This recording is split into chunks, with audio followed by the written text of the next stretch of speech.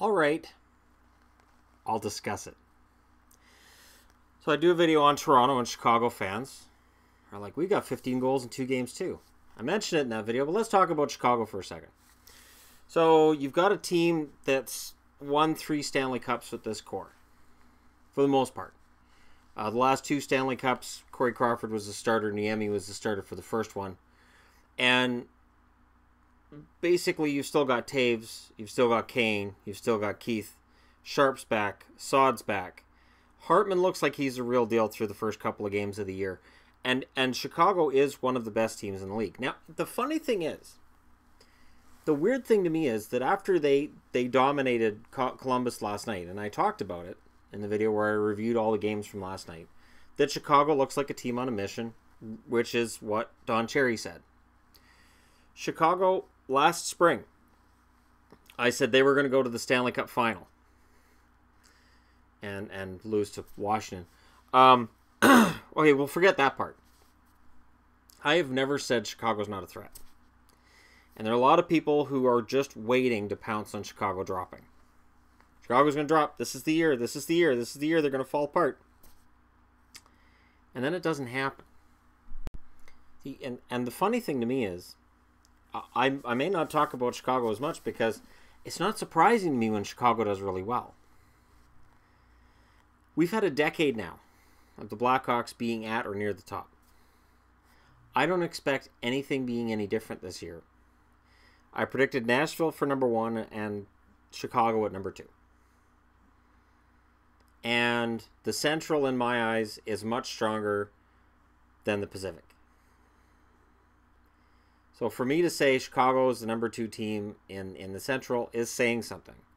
And then putting up a 10 spot against the Penguins, that's great. My thing, though, with a 10 spot or one of these really big lopsided games, look at how Pittsburgh played after that. Look at Pittsburgh last night against Nashville. They get a shutout. When a game gets out of hand, there's 2 ways that you can go about it. And you can either let back and just sit back and say, all right, we're ahead 6-1. We're stopping there. We're going to let up. There's a danger in that, as Toronto found out against the Rangers last night, where they'll just storm back. It's a prevent defense like in football. All a prevent defense does is prevent victories.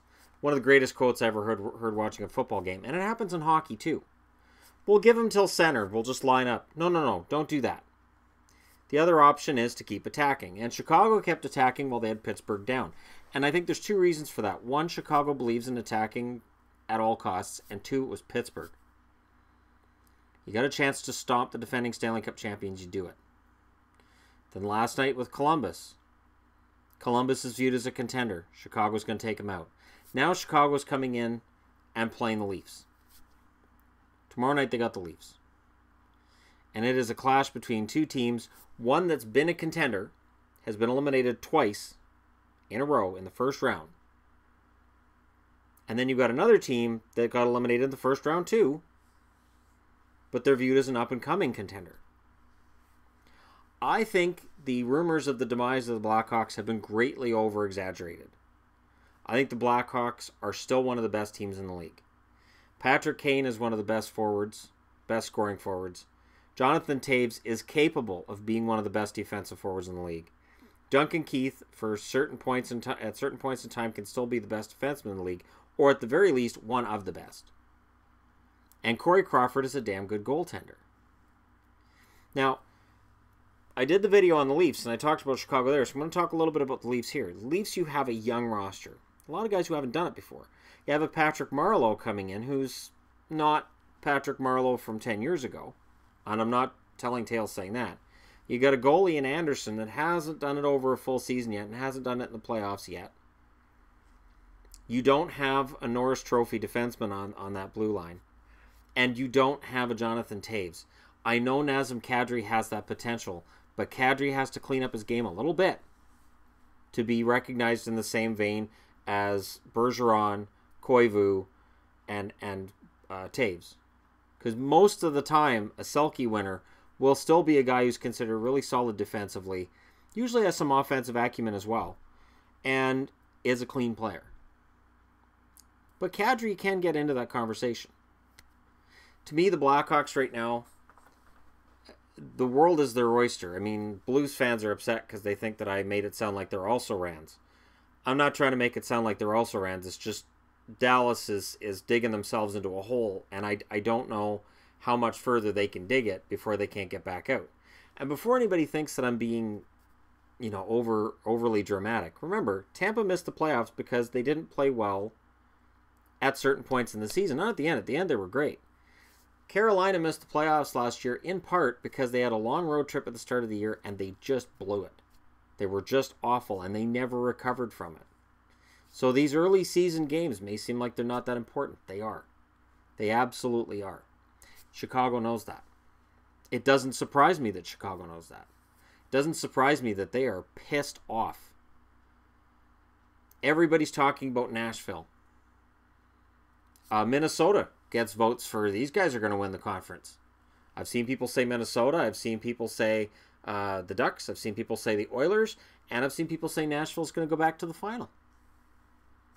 I haven't seen anybody saying Chicago. Everybody's saying the same thing about Chicago.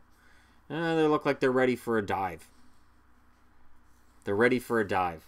Losing Panarin's going to hurt them. And losing Panarin could, if not for the fact that Saad has incredible synergy with the Chicago Blackhawks. And Panarin's a great forward.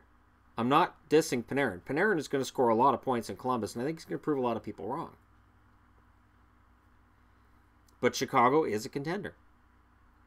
And that's the difference. That's why I do a video on Toronto. And Chicago, for me, there's the lack of surprise there. When Chicago is beating the crap out of somebody, I'm like, yep, that's about right. That's what happens.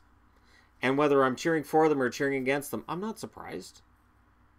But when Toronto's doing it, yeah, there's kind of a surprise. Because up until last October, Toronto had been crap for a long time. It's still surprising to see Toronto win those games. That game last night, Toronto's winning 5-1. It's a 5-5 tie. Any Toronto Maple Leafs team before this season, over the last decade, loses that game. They lose that game. They come out in the third and they win it. That's the difference between the Leafs before and the Leafs now. The Blackhawks, they haven't been a team that would blow a lead like that for a long time. Chicago is a contender.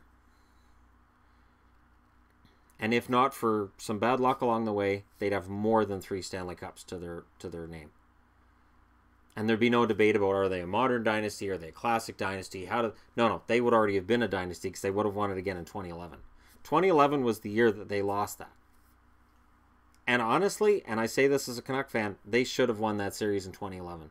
Because the Canucks had them down 3-0, and Chicago stormed back and won 3, and then forced overtime in Game 7. That series should have gone to the Blackhawks. And I say that as a Canuck fan. So, is Chicago for real? Absolutely. I have no doubt in my mind Chicago's for real. I've been looking ahead in the schedules using this wonderful, magnificent guide that I got from Amazon for $31. The rule book isn't out yet, so if you guys are wondering why referees are calling the game the way they are, the rule book doesn't get released until November 2nd. I found that so weird when I saw that. So they're in Toronto, then they're in Montreal, then they're at home to Minnesota and Nashville. So if they can win the game in Toronto, and if they can win and beat Montreal, and then win at home against Minnesota and Nashville, go 6-0 to start the season, Chicago can cruise from there. But will they do it? That's what we're going to find out. Let me know what you guys think in the comments section below. Hit like and subscribe if you're browsing your way through. And if you're a Hawks fan, are we good now? There you go. Thanks for watching. I'll talk to you again soon.